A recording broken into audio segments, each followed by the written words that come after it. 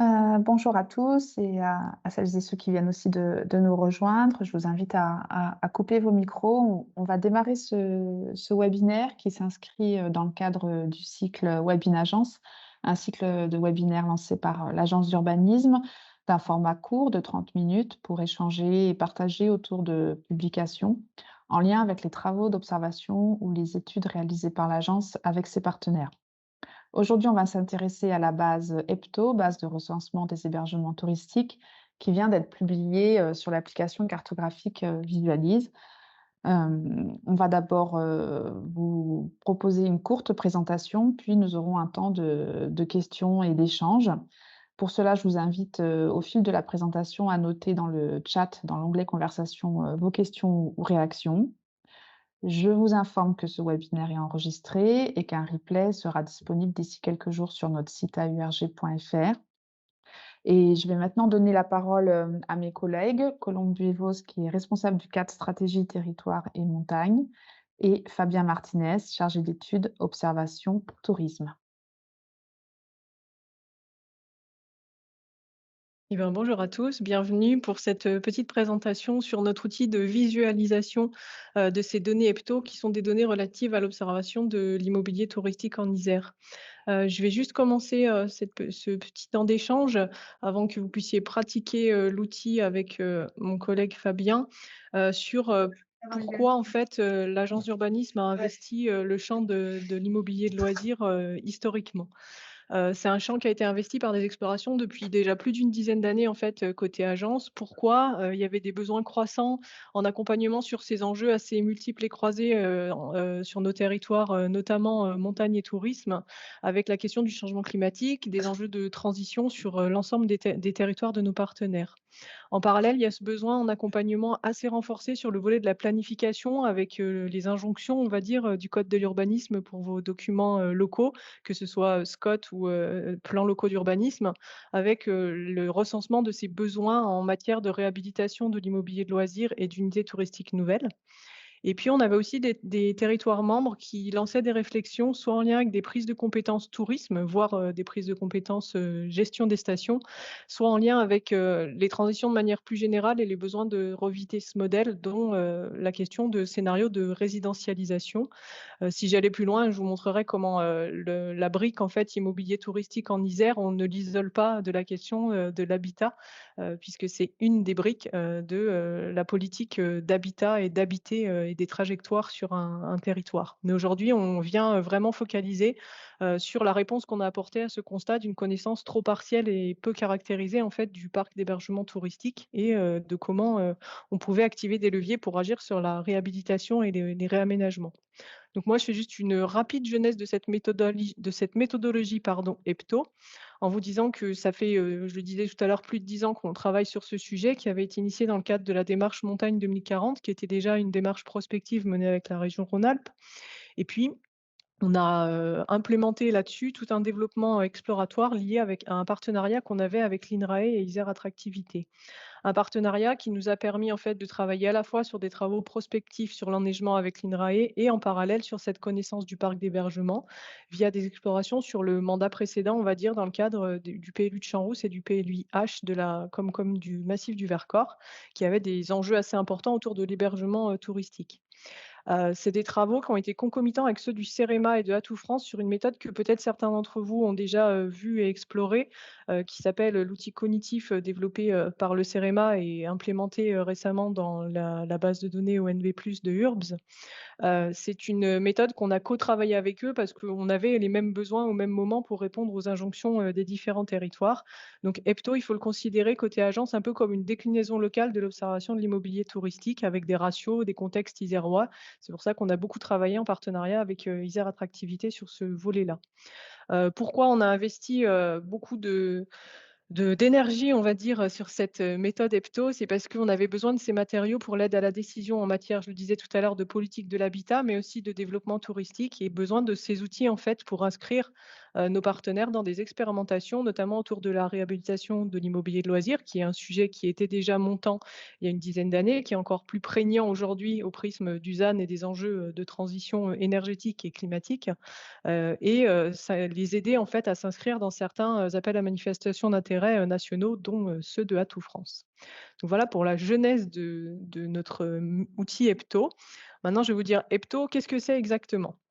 Donc c'est vraiment une base de recensement des hébergements touristiques qui a été créée du coup par l'agence à l'échelle de l'Isère. On y trouve aussi 10 communes savoyardes qui sont partie intégrante de la Comcom Cœur de Chartreuse. C'est un recensement qui se fait, via un travail d'analyse géomatique qui se base sur les données magiques. Donc c'est les données des impôts, les fameux fichiers fonciers, qui sont, des fichiers déclaratifs. On en reparlera un petit peu plus loin. Les données de la base Apidae que je pense beaucoup d'entre vous, connaissent, Refuge Info, et il y a un traitement, spécifique et assez, complexe qui est réalisé par l'agence en lien avec, les échanges, avec le CEREMA. C'est une base qui recense du coup, un certain nombre d'hébergements, mais qui recense aussi à part les résidences secondaires, en l'isolant cette information de la donnée immobilier de loisirs. Et on sait que dans le contexte actuel où le sujet des résidences secondaires prend du poids dans les débats, politiques et sur la mise en tension sur les marchés, c'est une donnée qui paraissait assez essentielle, à sortir, dans nos bases de données, d'observation. L'avertissement que je mets, et vous verrez avec mon collègue Fabien qu'on le retrouve bien, dans, l'outil de visualisation, c'est que, ces traitements agences, ils sont réalisés sur ces fameux fichiers fonciers des impôts, des fichiers déclaratifs. Donc on a une fiabilité, une temporalité de mise à jour, un certain nombre d'éléments qui peuvent être mal déclarés, mal renseignés et aléatoires selon les millésimes. Donc on a une méthode qui est, encore exploratoire. Pour autant, ça a le mérite de donner en fait une image à un temps T, du parc d'hébergement, et ensuite on la confronte à la connaissance des acteurs pour rentrer dans des niveaux de détail plus fins. Donc soit vous, en regardant l'outil Visualise, vous allez vous interpeller en interne et vous confronter à votre propre connaissance pour affiner cette image, soit vous pourrez vous tourner, vers l'agence, pour, effectuer ce genre de mise en détail un peu plus fine.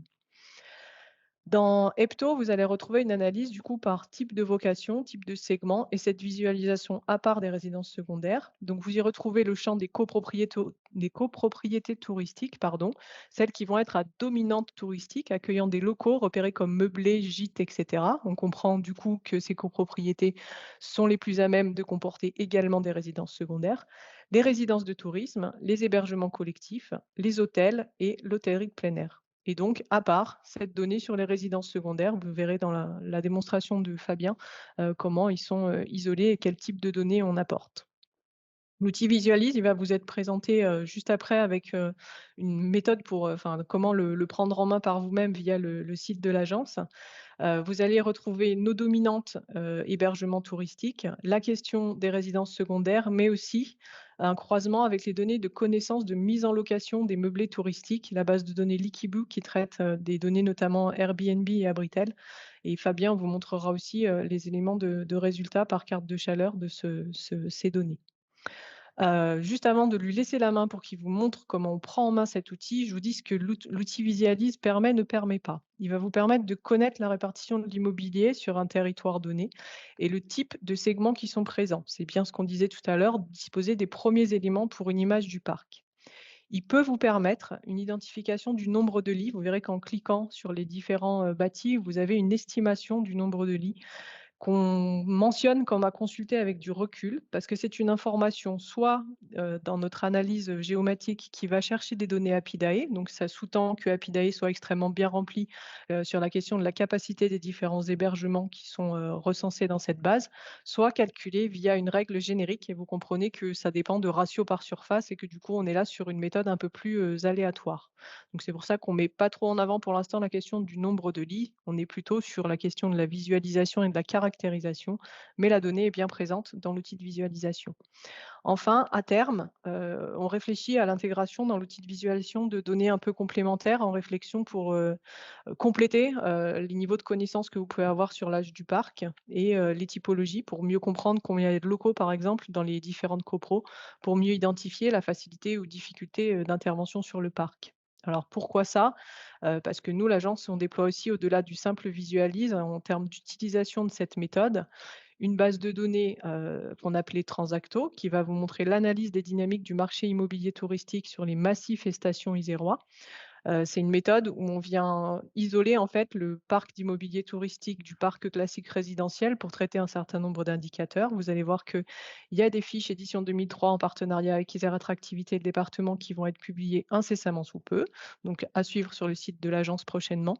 Et on fait en fait à partir d'Epto des analyses à façon infra-bâti au local pour établir des zooms copro détaillés puisque vous allez voir que dans l'outil Visualise, vous avez la donnée, au bâti, mais vous n'avez pas le détail nécessairement, peut-être adapté aux analyses que vous voudriez faire, sur, le nom le la vocation des différents locaux. On a aussi des données en parallèle sur le nombre, la provenance des propriétaires et cetera. Ça, c'est vraiment des analyses à façon qu'on mène a posteriori, une fois que vous avez pris en main, la base. Vous allez du coup pouvoir, découvrir, cette fameuse base de données et je vais du coup devoir faire un petit exercice pour donner la main à mon collègue Fabien.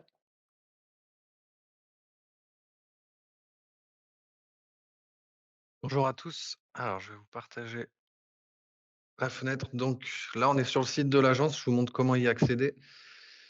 Donc, vous cliquez ici, ensuite sur ressources, géodata, et vous avez les différents outils de l'agence, mais celui qui nous intéresse, c'est Visualise. On clique dessus et le premier qui apparaît, c'est bien celui-ci, Epto 2022. Donc on clique ici, on attend un petit peu. Voilà. Donc là, comme vous l'a dit Colombe tout à l'heure, dès que vous ouvrez l'outil, vous avez la description et aussi les limites d'utilisation. Donc c'est bien rappelé, dans cet outil. Donc là, ce que je vais faire, moi, je vais vous expliquer les différents petits boutons, à quoi ils servent. Alors il y en a, ça va être très rapide. Donc accueil, je ne vais pas cliquer dessus, mais on retourne sur l'accueil de Visualise où il y a les différents outils. Là, c'est une autre façon d'accéder, mais directement aux autres outils, en ligne de l'agence. Donc nous avons, ça c'est important, le contrôle des couches. Donc là, en cliquant en cochant pardon ou en décochant, on peut voir des choses apparaître. Donc là, on a le détail des types de dominantes du bâti identifié de notre méthode EPTO, par exemple. Donc on voit des petits bâtiments ici.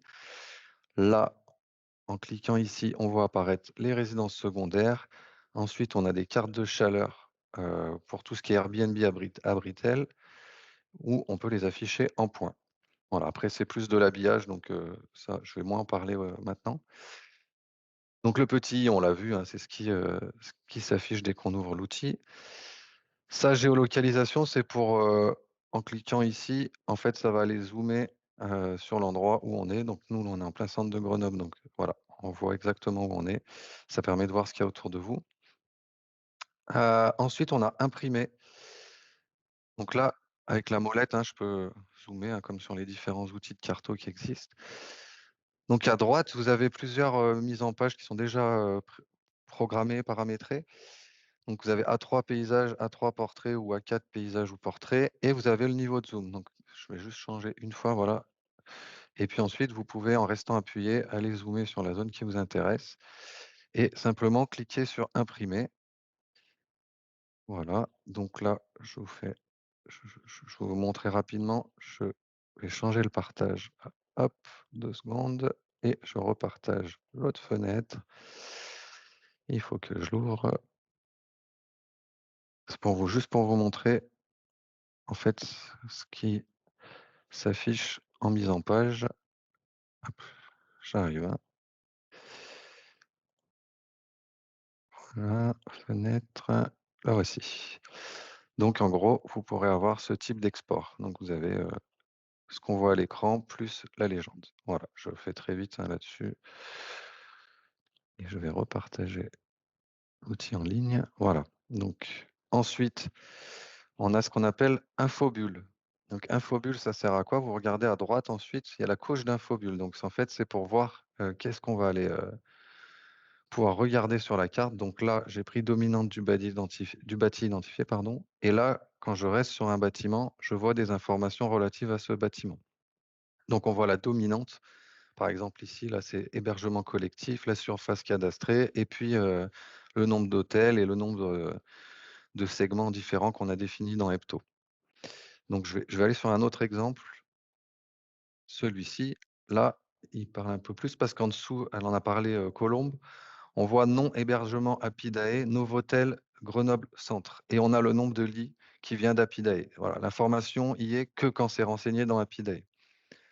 Encore une fois, on n'a pas renseigné le nombre de lits quand ça provient des fichiers fonciers, voilà, parce que c'est une estimation, on a préféré pas l'afficher comme ça. On peut aussi le faire, du coup, sur les points Airbnb Abritel. Alors il faut bien sûr les sélectionner dans la couche, dans le contrôle des couches et là, hop là, alors je vais juste décaler de mon côté parce que voilà, donc là, on a ah pardon, je vais arrêter de bouger.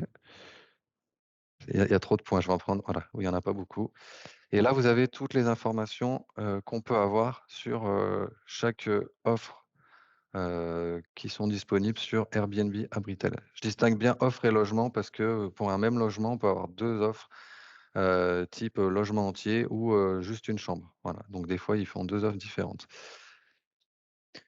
Voilà, toutes les infos. Je vais pas rentrer dans le détail, hein, de tout ce qu'il y a dedans. Je vous laisserai aller regarder. Ensuite, on a, ce qu'on appelle le permalien. C'est simplement pour, mettre, enfin le lien de l'outil, pour le partager et puis on a ce qu'on appelle les pop-up. En fait, quand on clique, sur un point, voilà, c'est un peu comme l'infobulle, mais sauf que ça s'en va pas quand on bouge la souris et là, vous retrouvez toutes les informations qu'on a pour les points Airbnb à Britel, dans cet exemple. C'en est fini pour la présentation de l'outil en général. Donc bon, on l'a déjà vu un peu sur Grenoble, mais en gros, ce qu'on peut afficher, c'est les bâtiments, les points Airbnb à Britel. Alors là, ça fait un peu chargé, donc on va plutôt mettre la carte de chaleur, et puis voilà, par exemple, ça, c'est les résidences secondaires. Je vous propose qu'on dézoome un peu et qu'on aille voir ce qui se passe, un peu plus au nord, sur une station à Prapoutel. Voilà. Voilà ce qu'on peut avoir. Alors encore une fois, on n'a pas toutes les enfin, on peut aller revoir avec des infobulles si on veut voir plus d'infos. Alors pardon, il faut que je ouais, c'est bon. Infobulle, ah oui, c'est là. Il faut que je clique ici et puis je peux aller voir un peu toutes les infos qu'il y a dedans. Nombre de résidences secondaires, on voit qu'on en a 178. Donc là, la dominante, c'est copro de touristes. C'est un peu la classification, où il y a beaucoup de choses dedans. Mais là, si on vient sur celui-ci, par exemple, en vert, c'est hébergement collectif. Et puis, comme je vous l'ai dit, on peut voir les hébergements Apidae, village de Prapoutel, les Sept-Lots, et cetera. Voilà, on peut aller voir après très rapidement sur Champs-Rousse et voir ce qui s'y passe. Voilà, après vous pouvez jouer, hein, sur les couches encore une fois, sur ce que vous souhaitez afficher ou non. Voilà, je vais peut-être pas en rester là, hein, mais c'était voilà, simplement parler montrer des endroits qui parlent, c'est des problématiques, intéressantes. Voilà, j'en ai fini a Merci priori.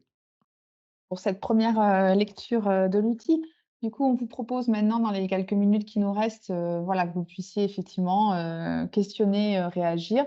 Ça y est, je vois que ça démarre déjà, c'est parfait. Donc je vais lire votre question si vous en êtes, d'accord. Du coup, madame Faure, vous nous demandez une précision sur, qu'est-ce que vous entendez par chaleur?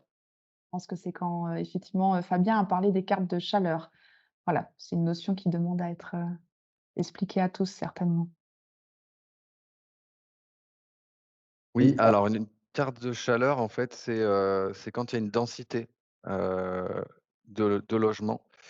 Je réaffiche, l'outil pour qu'on comprenne un peu mieux et ce qui peut être pas mal des fois, c'est de montrer voilà. Donc là, en fait, on voit bien quand j'affiche les points, là, c'est rouge quand il y en a beaucoup, en fait, des points et c'est jaune quand il y en a un peu moins et bleu quand il y en a beaucoup moins. Voilà. Ça permet vraiment d'avoir une idée de la densité, en fait. Voilà. C'est ce qu'on appelle les cartes de chaleur en général en cartographie. Voilà, sachant qu'il faut savoir quand même que là, c'est ce qui est, par exemple sur Airbnb à Britel, c'est ce qui est affiché sur leur site avec plus ou moins grande précision. Voilà, ça peut aller de 25-50 mètres jusqu'à quelque chose de très précis. C'est selon s'ils choisissent, ceux qui mettent, en location sur les sites, les propriétaires, s'ils veulent préciser, l'adresse ou pas et selon si on est en milieu urbain ou rural, c'est plus ou moins précis. Voilà.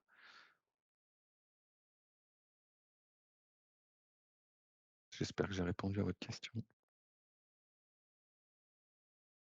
Je reprends le micro du coup, on nous demande de mettre en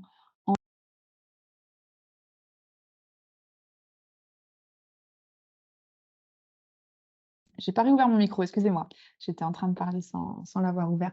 Donc je vous ai remis mis le lien vers, l'application web cartographique, Visualise depuis le site de l'agence et donc vous verrez sur la page, vous avez accès effectivement à différentes bases de données via cette appli, dont, la base EPTO. Hem, Est-ce que du coup, vous avez d'autres, questions, réactions? C'est l'occasion.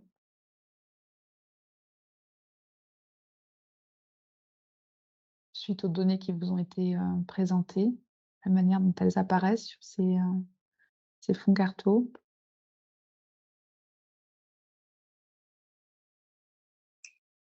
Je pense que c'est intéressant de voir à l'usage. Là, c'est vrai que c'est Mmh. une explication un petit peu rapide, mais je pense que quand on prend l'outil en main, euh, on se rend compte de toutes ses capacités. Tout à fait. Effectivement, il va falloir que vous puissiez un petit peu le naviguer et que vous puissiez il y aura certainement des questions qui se généreront après. Je vois qu'on a une question de madame Perrier. Est-ce que vous croisez également avec la taxe de séjour en termes de source de données? Fabien, je te Je laisse me permets de peut-être. répondre, ouais. Non, là, c'est vraiment l'offre, en fait. C'est un prestataire qui s'appelle Liquibu, qui fait ce qu'on appelle du scrapping. Ça veut dire qu'il aspire ce qu'il y a de visible sur les sites. Voilà. Aujourd'hui, la taxe de séjour, c'est la métropole ou d'autres territoires qui peuvent la récupérer.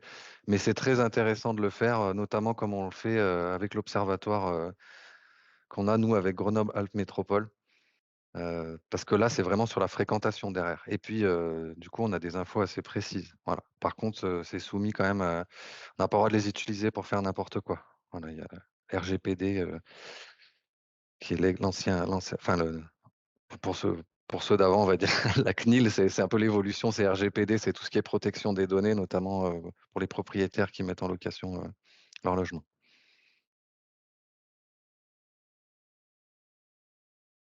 Merci Fabien. Je vous laisse, voilà, lever la main, si vous souhaitez prendre la parole. N'hésitez pas.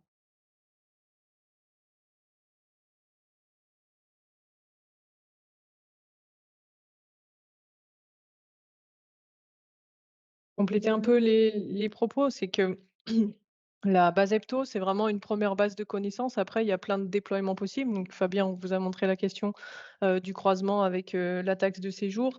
On a, il s'est permis de présenter les zooms où on avait aussi fait un travail un peu, de vérification déjà avec, les acteurs terrain. C'est pour ça qu'on a plutôt été, sur les stations du Grésivaudan avec lesquelles on a été amenés à travailler, ces dernières années. L'idée, c'est que sur chacun de vos territoires, vous puissiez aussi, commencer à objectiver un peu, cette donnée, voir les différents biais qu'il peut y avoir et éventuellement nous faire remonter, les problématiques, les marges d'erreur peut-être que vous repéreriez. Nous, ça permet aussi côté agence de continuer à affiner en fait, la méthode pour avoir systématiquement une méthode d'analyse, qui serait actualisable, tous les ans et qui nous permettrait de vous mettre à jour, le Visualise Epto un peu, année après année, on va dire, entre guillemets.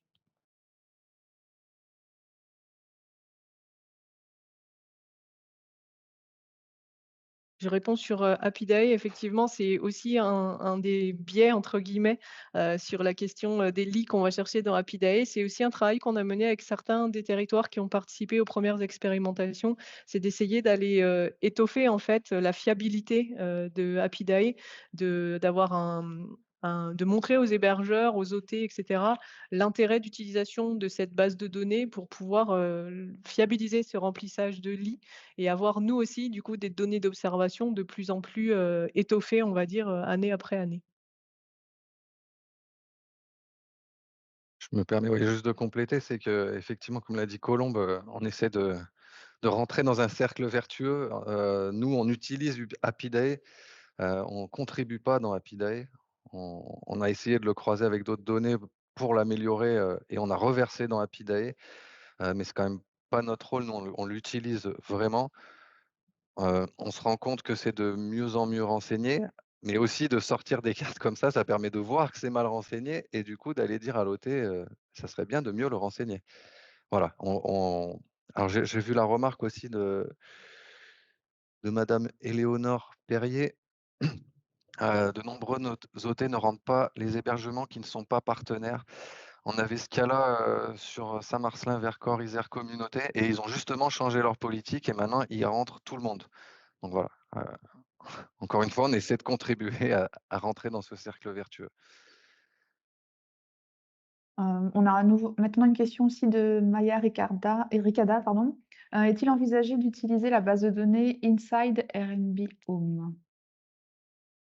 Est-ce que Alors je tu peux répondre, connais Christine? cette base de données. En fait, on l'a pas de partout. Inside Airbnb, c'est que dans les grandes villes, qui est une certaine liste de grandes villes. Nous, on avait regardé, dans la région, il y a que Lyon, par exemple. Donc clairement, chez nous, malheureusement, ça marche pas.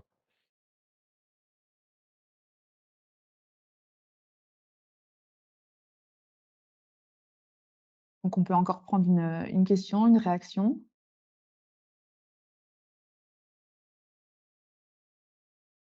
C'est l'occasion, suite à cette première présentation. Voilà.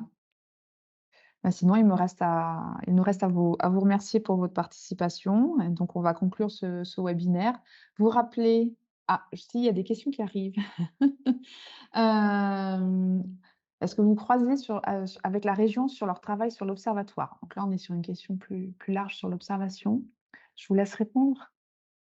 Alors c'est une très bonne question. Justement, c'était en 2019-2020 là, c'est la métropole qui était venue nous poser en 1er la question, sur les Airbnb à Britel, ce qu'on appelle nous là les locations, touristiques meublées ou locations de courte durée d'ailleurs. C'est justement la région qui nous a aiguillés vers ce prestataire Liquibu. Donc en fait la région avait contractualisé, avec Liquibu et en fait on s'est aligné très rapidement pour avoir, des données de comparaison. Voilà, à suivre dans le temps parce qu'à voir s'il reste avec, Liquibu ou pas, mais en tout cas, oui, on est en lien très fort avec, la région qui, elle, était en lien, avec, Isère Attractivité, enfin tous les départements, les CDT. Merci Fabien. Du coup, je souhaitais juste vous rappeler que ce webinaire, son replay sera disponible d'ici quelques jours sur notre site internet, notamment, voilà, pour ceux qui sont arrivés en cours de route, vous pourrez, voilà, accéder à l'intégralité, du webinaire et aussi au support de présentation. On n'a plus qu'à vous souhaiter une très bonne, navigation sur Visualise et merci encore et bon après-midi. Au revoir.